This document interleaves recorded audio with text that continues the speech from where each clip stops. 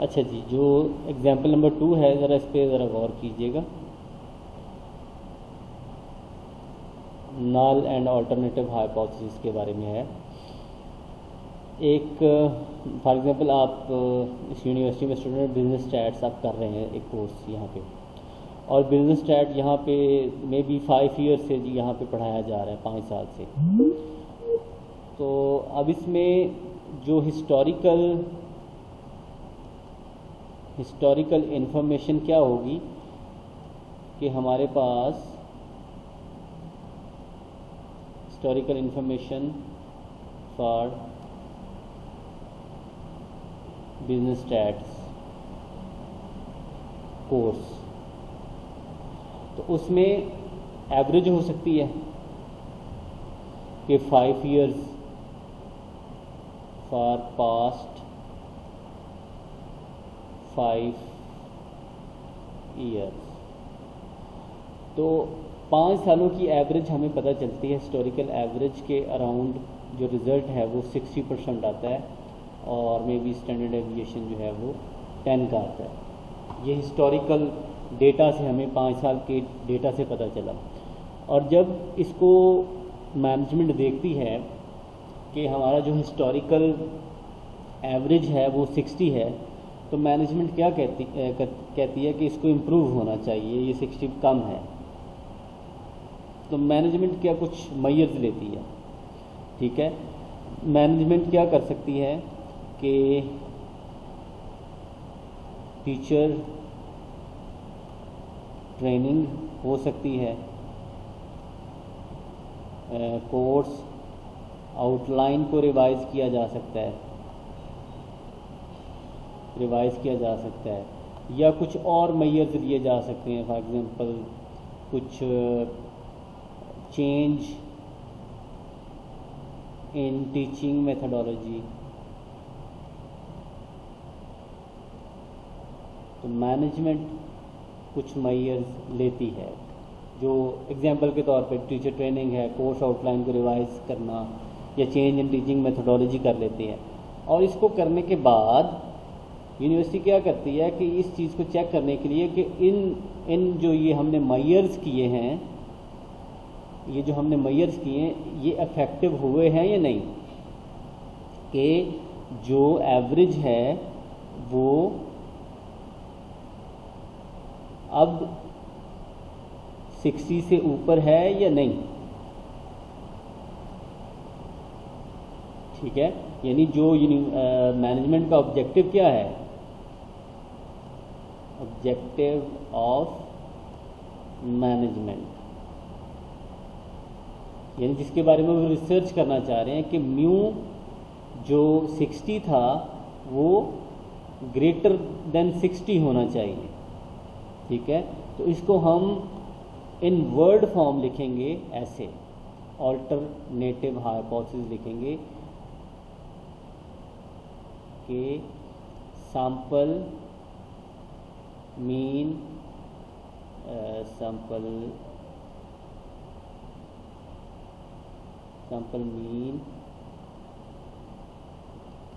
Will be greater than 60, या is greater than 60, sorry, मतलब क्योंकि हम सैंपल के ऊपर ये स्टडी कर रहे होते हैं ना, कि सैंपल की स्टडी के बाद हमें ये पता चलता है, अगर वो वाकई में ये ट्रू है तो वो आपका मीन जो है वो ग्रेटर देन 60 आएगा, इज़ ग्रेटर देन 60, ठीक है। यानी उसका मैथमेटिकल वे ये है, म्यू ग्रेटर देन 60 जो मैनेजमेंट का ऑब्जेक्टिव है, और उसको ऑल्टरनेटिव हाइपोथेसिस भी कहते हैं, रिसर्च हाइपोथेसिस भी कहते हैं, कि sample mean is greater than 60। और इसका रिवर्स हाइपोथेसिस क्या होगा कि sample mean is not greater than 60। तो ये alternative hypothesis, research hypothesis, alternative. तो अब ये बेसिकली हाइपोथेसिस डेवलपमेंट इस तरह से होती है।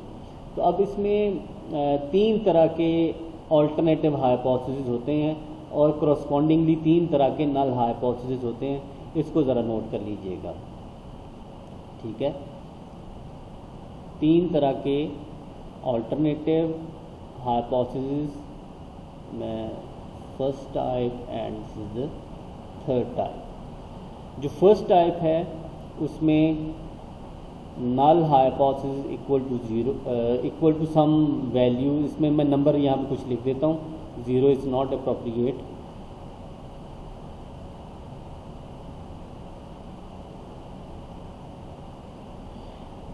जो फर्स्ट हाइपोथेसिस की जो नेचर होती है वो इक्वल टू, यानी नल हाइपोथेसिस इक्वल टू सम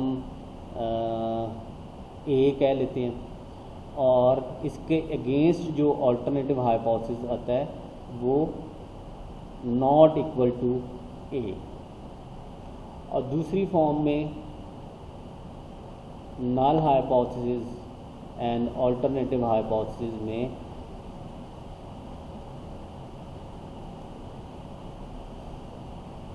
अच्छा, इसमें एक और चीज़ याद रखिएगा कि हाइपोथेसिस हमेशा किसी न किसी पैरामीटर के अगेंस्ट हम फाइंड आउट करते हैं। ज़रा ये मैं इसको करेक्ट कर दूँ ज़रा। फॉर एग्जांपल हम मीन एक पैरामीटर होता है, एक वेरियंस पैरामीटर होता है, प्रोपोर्शन पैरामीटर्स होते हैं। ये हम पैरामीटर्स करके आए हैं ना पीछे, मीन, मीडियन, मॉड, ये सारे पैरामीटर्स होते हैं, प्रोपोर्शन। तो मीन जो हाइपोथेसिस होता है वो किसी न किसी पैरामीटर के अगेंस्ट होता है। तो सपोज हम कर लेते हैं कि हमारा हाइपोथेसिस जो है वो हम मीन के लिए करने जा रहे हैं, तो हमें फिर मीन लिखना पड़ेगा, और ये H0 और ये HA मीन के अगेंस्ट। तो इसी तरह से जो नेक्स्ट हाइपोथेसिस है वो ग्रेटर देन के लिए है,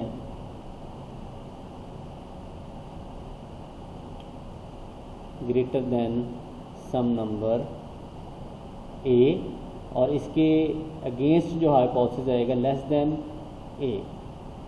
और जो थर्ड टाइप है उसमें H0 mu greater than equal to A, HA mu less than A। अब यहाँ पे आप थोड़े से कंफ्यूज होंगे कि भाई हम ये किस तरह से आइडेंटिफाई करेंगे कि भी हम फर्स्ट हाइपोथेसिस को यूज़ करेंगे, सेकंड हाइपोथेसिस को यूज़ करेंगे, या थर्ड हाइपोथेसिस को यूज़ करेंगे। और यहाँ पे ये मीन आपने लिखा है, और ये कैसे हम डिसाइड कर सकते हैं कि ये मीन है या क्या है। तो इसके लिए हमें क्या करना पड़ेगा, इसके लिए हमें स्टेटमेंट देखनी पड़ेगी, हमें स्टेटमेंट को पढ़ना पड़ेगा, समझना पड़ेगा। और उसमें मैंने ये बताया कि जो आपका अल्टरनेटिव हाइपोथेसिस की जो एक साइन होता है उसको आइडेंटिफाई करने का, वो हमेशा आपका ये होता है कि वो रिसर्च हाइपोथेसिस होता है, ठीक है। और वो सैंपल से रिलेटेड क्वेश्चन होता है, सैंपल से रिलेटेड क्वेश्चन होता है जिसके बारे में रिसर्च हाइपोथेसिस हम डेवलप करते हैं, ठीक है। पॉपुलेशन जो हिस्टोरिकल इन्फॉर्मेशन होती है या जो पास्ट इन्फॉर्मेशन होती है उसको हम कवर करते हैं, या जो हिस्टोरिकल फैक्ट होता है उसे हम कवर करते हैं नल हाइपोथेसिस में, उसे हम नल हाइपोथेसिस में कवर करते हैं। और जो अल्टरनेटिव हाइपोथेसिस है उसे हम रिसर्च हाइपोथेसिस में, या जो चीज़ जिसमें आप इंटरेस्ट है उस रिसर्चर का, जो यानी कह लें जो सैंपल के ऊपर बेस्ड करके जो चीज़ आपने डिसाइड करनी होती है। यानी हमने जिस तरह कोरोना वायरस के केस में 100 लोगों का सैंपल लिया, उसके बाद हम डिसाइड करने जा रहे हैं चीज़ कि वो इफेक्टिव है या नहीं, तो वो अल्टरनेटिव में आती है, ठीक है। जिस तरह हमने सारे स्टैट्स के मैयर्स जितनी भी टीचिंग के मैयर थे, यानी इम्प्रूवमेंट के मैयर थे, हमने उठाए, और उसके बाद हम टेस्ट करेंगे, उसके बाद हम टेस्ट करेंगे कि ये मीन उनका स्टूडेंट्स का बेहतर हुआ या नहीं हुआ, वो हमें बाद में पता चलेगा। तो इसमें एक क्लियरली ये चीज़ आप इसमें नोट कर लें कि जो नल हाइपोथेसिस है वो आपका historical fact past information based होता है, ठीक है, और आपका ऑल्टरनेटिव हाइपोथेसिस जो है वो आपका उससे रिलेटेड होता है जो आपने काम करना, ये रिसर्च हाइपोथेसिस होता है। ऑफ कोर्स इनको मैं आगे प्रिसाइजली एक एग्जांपल के थ्रू भी इन सब को जो है वो डिस्कस करता हूँ, लेकिन इनको समझाना मैंने कोशिश की है कि आपको इसको समझाऊँ, लेकिन जब तक एग्जांपल नहीं होगी तो आपको क्लियर नहीं होगी चीज़ें। तो हम एग्जांपल की तरफ मूव करते हैं अभी।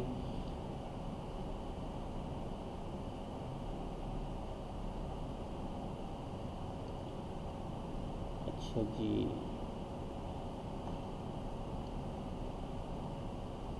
Hypothesis testing.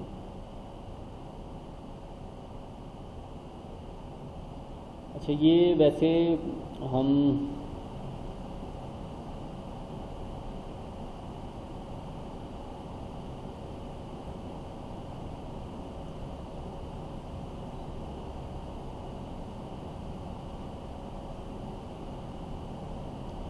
अच्छा ये एक इसकी एक्सरसाइज है, हम डायरेक्टली इसके क्वेश्चन पे जाते हैं। जो सिर्फ मैंने अभी वहाँ पे आपको हाइपोथेसिस ही क्लियर करवाने हैं कि ये हाइपोथेसिस क्या होते हैं बेसिकली।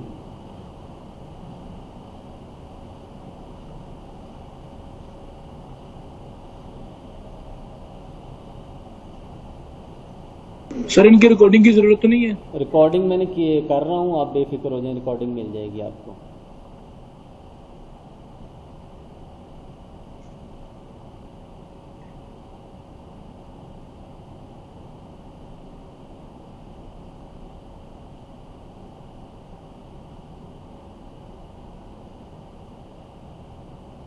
रिकॉर्डिंग पे परेशान ना हो, रिकॉर्डिंग मिल जाएगी, ये रिकॉर्डिंग ही हो रही है साथ साथ ना। अच्छा, अब फॉर एग्जांपल ये एप्लीकेशन प्रॉब्लम है 15 सॉरी, और आगे 16 भी है।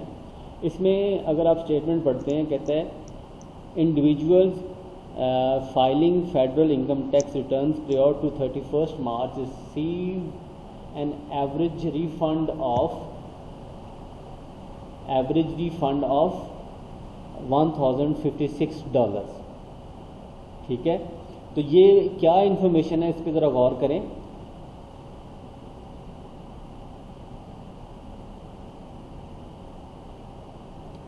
ठीक, ये एक कह लें हिस्टोरिकल फैक्ट है, पास्ट इन्फॉर्मेशन है। उसके बाद कह रहा है consider the population of last minute filers who mail their tax return during the last 5 days of the income tax period. ये a researcher suggests that a reason individual wait until the last 5 days is that on average these individuals receive lower refund than do early filers. Develop appropriate hypothesis such that rejection of H0 will support the researcher contention. अब ये यहाँ पे आपकी statement जो है वो complete हो जाती है, और ये इधर से लेके यहाँ तक कंटेंशन तक आपको अपने हाइपोथेसिस जो है वो डेवलप कर लेनी चाहिए। ठीक है, अगर आपको समझ आ गई है तो। लेकिन आई होप कि आपको समझ नहीं आई होगी, तो मैं आपकी हेल्प करूँगा इसमें। तो इसमें बेसिकली ये 10,056 एक नंबर है जो कह रहा है कि इतनी अमाउंट जो है on average N average refund of 1056। जी क्या कह रहे हैं? कुछ नहीं सर, सॉरी गलती से हो गया माइक ऑन। अच्छा, अब ये एवरेज रिफंड वो रिसीव कर रहे हैं, ये हिस्टोरिकल फैक्ट है। और आगे चल के ये कह रहा है कि रिसर्चर, अब जो रिसर्चर है वो क्या, उसका मतलब वो क्या सोच रहा है? Researchers that the reason individual wait until the last 5 days is that on average these individuals receive lower refunds than do early filers. Lower किससे लो? लोअर किससे लो? 10 इससे 1056 से। बात समझ आ रही कि नहीं? तो हम इसको अगर हमने इसके लिए हाइपोथेसिस डेवलप करने हैं प्रॉब्लम नंबर 15 के लिए, तो प्रॉब्लम नंबर 15 में हाइपोथेसिस, दो हाइपोथेसिस हैं और दोनों मीन एवरेज से रिलेटेड हाइपोथेसिस हैं। और इसमें वो कह रहा है कि जो रिसर्चर है वो ये कह रहा है कि उनका वो लो रिफ मतलब होता है, ये वाली चीज़ अगर आप इस कीवर्ड पे गौर करें, these individual receive lower refunds, ठीक है, लोअर रिफंड्स किससे, 1056 से लोअर। तो जब लोअर की बात आती है तो हम लेस में उसे लिखेंगे, न्यू लेस देन 1056। ये रिसर्चर का जो क्लेम है हम यहाँ पे उसको लिख देते हैं। और ऑफ कोर्स जो अल्टरनेटिव हाइपोथेसिस होता है वो इसका रिवर्स होता है, तो आप उसको ग्रेटर देन इक्वल टू 56 लिख देते हैं। यानी जो मेन चीज़ है आपने इसको आइडेंटिफाई करना होता है, ये खुद ब खुद बन जाता है, ठीक है। अगर ये लेस देन है तो ये greater than equal to confirm है। तो अब यानी ये हाइपोथेसिस आपने बना लिया इसके लिए। अब ये क्वेश्चन नंबर 15 था, जो मेन इम्पॉर्टेंट काम इसमें हाइपोथेसिस डेवलपमेंट है। अब क्वेश्चन नंबर 16 पे भी जाते हैं कि उसमें हाइपोथेसिस जो है वो किस तरह का बनता है। अब क्वेश्चन नंबर 16 पे आता, अभी सिर्फ मैं हाइपोथेसिस के ऊपर हूँ, उसकी डेवलपमेंट के ऊपर, उसकी आगे जो कैलकुलेशन है वो बाद में करेंगे, वो इतना इशू नहीं है। In a study entitled how undergraduate students use credit cards, it is reported that undergraduate students have mean credit card balance of 3,173, ठीक है। तो ये कौन सी इंफॉर्मेशन है, अब जरा थोड़ा साथ भी देना। ये हिस्टोरिकल फैक्ट है, ठीक है, साथ है ना, क्लास में ही है।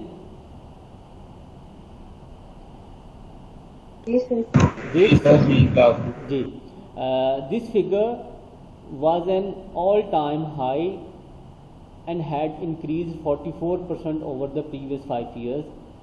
As assume that a current study is being conducted to determine if it can be concluded that the mean credit card balance for undergraduate student has continued to increase compared to the April 2009, continue to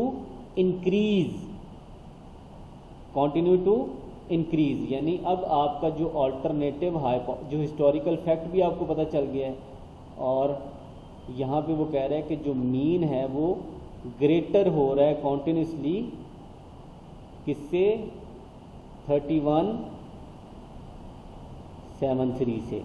तो अगर ये greater में है तो null hypothesis less than equal to 3173 है, ठीक है। ये मैंने लिखा दोबारा। अब इस स्टेटमेंट को आप खुद पढ़ें और ख़ुद देखें इसी स्टेटमेंट को, कि ये जो इसी क्वेश्चन नंबर 16 की स्टेटमेंट है, दोबारा इसको देखें। In a study entitled how undergraduate student use credit card, it was reported that undergraduate student have mean credit card balance of 3173, ठीक है। ये तो हिस्टोरिकल फैक्ट है। और इसके बाद आगे जो कह रहा है कि assume that a current study is being conducted to determine if it can be concluded that the mean credit balance, जो स्टडी होने जा रही है, यानी ये बेसिकली रिसर्च है ना, एक रिसर्च हाइपोथेसिस है, या जिसके बारे में बाद में हमें पता चलना है, वो सैंपल के ऊपर स्टडी करके पता चलेगा कि mean credit card balance for undergraduate students has continued to increase compare to the April 2009, ठीक है, based on the previous study use population standard deviation this one. तो वो आगे बात की चीज़ है, लेकिन मेन चीज़ ये है कि आपको आपके हाइपोथेसिस का पता होना चाहिए। तो ये क्वेश्चन नंबर 16 से मैंने हाइपोथेसिस निकाला। अभी अगेन एक और क्वेश्चन नंबर 17। अभी आई होप कि आपको थोड़ा थोड़ा क्लियर होना शुरू हो गया होगा।